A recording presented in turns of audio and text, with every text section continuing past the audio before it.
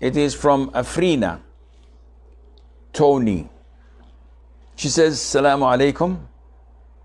Is this allowed to pray for anyone who commits suicide? So if a Muslim killed himself, can we ask Allah for forgiveness for him? Well, we know that whoever kills himself, he is bound to hellfire. And the scholars disputed upon his fate. Some said that he will abide, he will go to hellfire forever. And some said, which is the most authentic opinion, is that he is destined to go to hell, but at the end of the day, it is Allah's divine will. So whatever Allah Azza wa Jal wills will happen to him. Because he did not commit shirk, he did not associate others with Allah, he was not a kafir, he did not an infidel.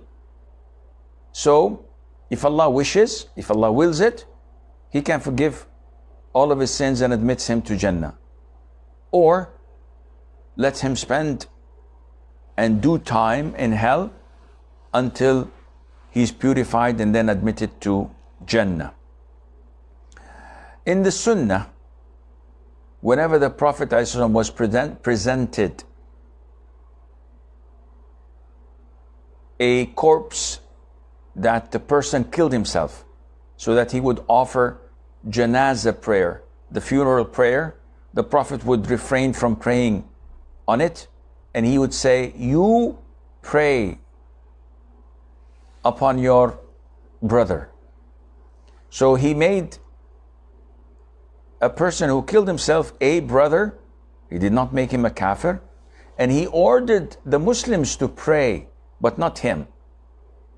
And him not praying illustrates that the gravity of that man's sin, and that the Prophet, as the Muslim ruler and leader, cannot offer salat upon him, but it is an obligation upon the others.